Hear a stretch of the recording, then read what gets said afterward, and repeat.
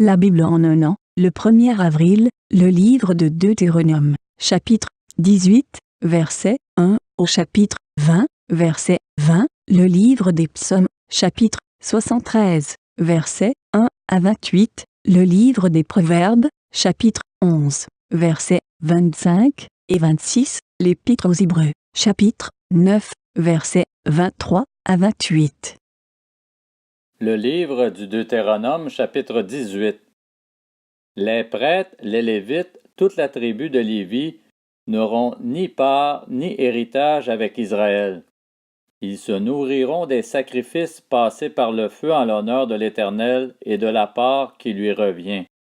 Ils n'auront pas d'héritage au milieu de leurs frères. C'est l'Éternel qui sera leur héritage, comme il le leur a dit. Voici la part à laquelle les prêtres auront droit sur le peuple, sur ceux qui offriront un sacrifice, un bœuf ou un agneau. On donnera aux prêtres la cuisse, les mâchoires et l'estomac. Tu lui donneras la première partie de ton blé, de ton vin nouveau et de ton huile, ainsi que de la toison de tes brebis. En effet, c'est lui que l'Éternel ton Dieu a choisi entre toutes tes tribus pour faire toujours le service au nom de l'Éternel, lui et ses descendants.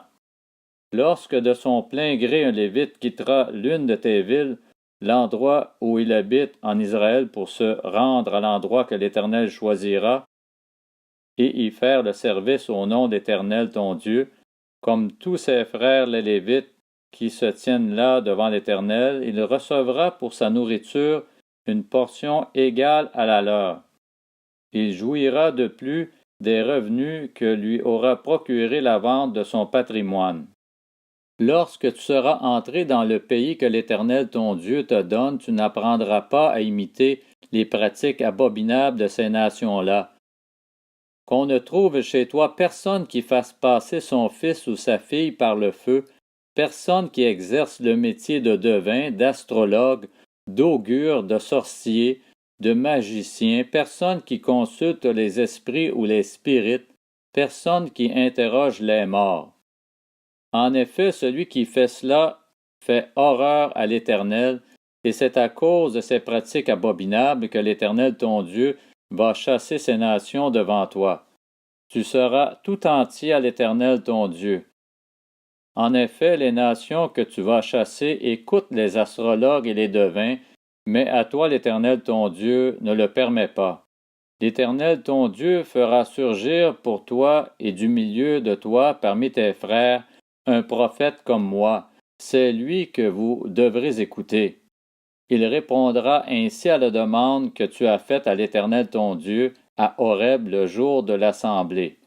Tu disais, je ne veux plus entendre la voix de l'Éternel, mon Dieu, ni voir ce grand feu afin de ne pas mourir. L'Éternel m'a dit, ce qu'ils ont dit est bien. Je ferai surgir pour eux du milieu de leurs frères un prophète comme toi. Je mettrai mes paroles dans sa bouche, et il leur dira tout ce que je lui ordonnerai. Si quelqu'un n'écoute pas mes paroles, celles qu'il dira en mon nom, c'est moi qui lui en demanderai compte. Mais si un prophète a l'arrogance de dire en mon nom une parole que je ne lui ai pas ordonné de dire ou parle au nom d'autres dieux, il sera puni de mort. Peut-être diras-tu dans ton cœur, comment reconnaîtrons-nous la parole que l'Éternel n'aura pas dite? Quand ce que dira le prophète n'aura pas lieu et n'arrivera pas, ce sera une parole que l'Éternel n'aura pas dite. C'est par arrogance que le prophète l'aura dite. N'aie pas peur de lui. Livre du Deutéronome, chapitre 19. Lorsque l'Éternel ton Dieu aura exterminé les nations dont il te donne le pays, lorsque tu les auras chassées et que tu habiteras dans leurs villes et dans leurs maisons, tu mettras 3 villes à part au milieu du pays dont l'Éternel ton Dieu te donne la possession. Tu établiras des routes pour y aller et tu diviseras en 3 parties le territoire que l'Éternel ton Dieu va te donner en héritage. Ce sera le cas afin que tout auteur d'un homicide puisse s'enfuir dans ces villes. Cette loi s'appliquera au meurtrier qui s'enfuira là pour sauver sa vie, après avoir involontairement tué son prochain sans avoir été son ennemi auparavant. C'est le cas par exemple d'un homme qui va couper du bois dans la forêt avec un autre homme. La hache en main, il s'élance pour abattre un arbre. Le fer se détache du manche, atteint le compagnon de cet homme et lui donne la mort.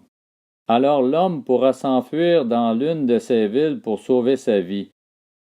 Cela permettra d'éviter que le vengeur du sang, échauffé par la colère et poursuivant l'auteur de l'homicide, ne finisse par l'atteindre, s'il y avait beaucoup de chemin à faire, et ne frappe mortellement un homme qui ne mérite pas la mort, puisqu'il n'était pas l'ennemi de son prochain auparavant.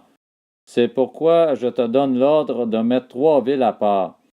L'Éternel ton Dieu va élargir tes frontières comme il a juré à tes ancêtres et te donner tout le pays qu'il a promis à tes ancêtres de te donner, pourvu que tu respectes tous les commandements que je te prescris aujourd'hui en les mettant en pratique, en aimant l'Éternel ton Dieu et en marchant toujours dans ses voies.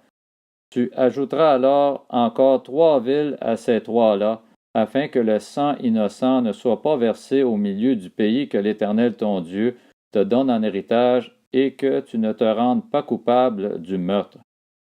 Mais si un homme s'enfuit dans une de ces villes après avoir tendu des embuscades à son prochain par haine contre lui, après l'avoir attaqué et frappé de manière à causer sa mort, les anciens de sa ville le feront arrêter et le livreront entre les mains du vengeur du sang afin qu'il meure. Ton regard sera sans pitié envers lui.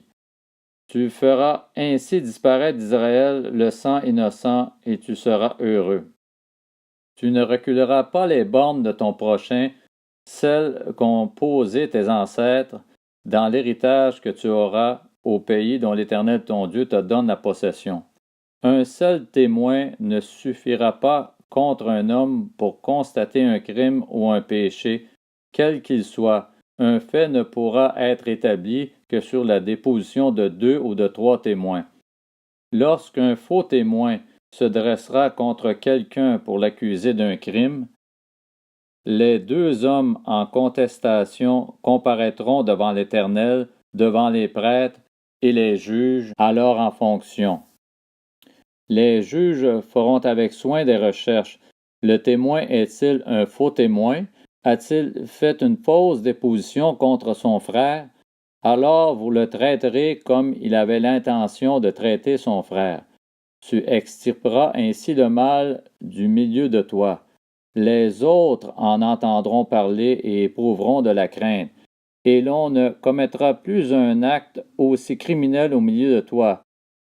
Ton regard sera sans pitié, œil pour œil, dent pour dent, main pour main, pied pour pied.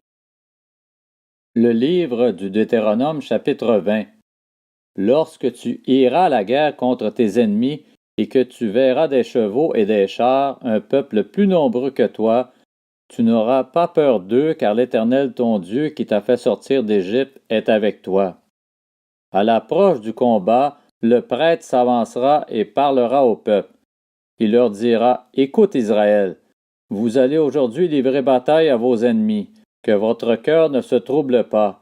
N'ayez pas peur, ne vous laissez pas effrayer, ne soyez pas épouvantés devant eux, car l'Éternel votre Dieu marche avec vous pour combattre vos ennemis, pour vous sauver. Puis les officiers transmettront ces instructions au peuple. Qui a construit une maison neuve et ne l'a pas encore inaugurée? Qu'il s'en aille et retourne chez lui de peur qu'il ne meure dans la bataille et que ce ne soit un autre qui l'inaugure. Qui a planté une vigne et n'en a pas encore joui? Qu'il s'en aille et retourne chez lui de peur qu'il ne meure dans la bataille et que ce ne soit un autre qui en jouisse. Qui est fiancé à une femme et ne l'a pas encore épousée? Qu'il s'en aille et retourne chez lui de peur qu'il ne meure dans la bataille et que ce ne soit un autre qui l'épouse. Les officiers continueront à transmettre ces instructions au peuple. Qui a peur et manque de courage? Qu'il s'en aille et retourne chez lui, afin que ses frères ne se découragent pas comme lui. Quand les officiers auront fini de parler au peuple, ils placeront les chefs des troupes à sa tête. Quand tu t'approcheras d'une ville pour l'attaquer, tu lui offriras la paix. Si elle accepte la paix et t'ouvre ses portes, tu imposeras corvée et esclavage à tout le peuple qui s'y trouvera. Si elle n'accepte pas de faire la paix avec toi et qu'elle veuille te faire la guerre, alors tu l'assiégeras. Et une fois que l'Éternel ton Dieu l'aura livré entre tes mains, tu feras passer tous ces hommes au fil de l'épée. En revanche, tu prendras pour toi les femmes, les enfants, le bétail, tout ce qui sera dans la ville, tout son butin, et tu mangeras le butin de tes ennemis que l'Éternel ton Dieu t'aura livré. C'est ainsi que tu agiras envers toutes les villes qui sont très loin de toi et qui ne font pas partie de ces nations-ci. Mais dans les villes des peuples dont l'Éternel ton Dieu te donne le pays pour héritage, tu ne laisseras la vie à rien de ce qui respire. Oui, tu extermineras ces peuples, les Hittites, les Amoréens, les Cananéens, les Phéréziens, les Héviens et les Jébusiens, comme l'Éternel ton Dieu te l'a ordonné, afin qu'ils ne vous apprennent pas à imiter toutes les pratiques abominables auxquelles ils se livrent en l'honneur de leur Dieu, et que vous ne péchiez pas contre l'Éternel votre Dieu. Si tu fais un long siège pour t'emparer d'une ville contre laquelle tu es en guerre, tu ne détruiras pas les arbres en y portant la hache. Tu t'en nourriras, mais tu ne les abattras pas. En effet, l'arbre des champs est-il un homme pour être assiégé par toi? En revanche, tu pourras détruire et abattre les arbres dont tu sauras qu'ils ne servent pas à la nourriture, et les utiliser pour construire des retranchements contre la ville qui te fait la guerre jusqu'à ce qu'elle capitule. Le livre des Psaumes, chapitre 73. Psaume d'Asaph. Oui, Dieu est bon pour Israël, pour ceux qui ont le cœur pur.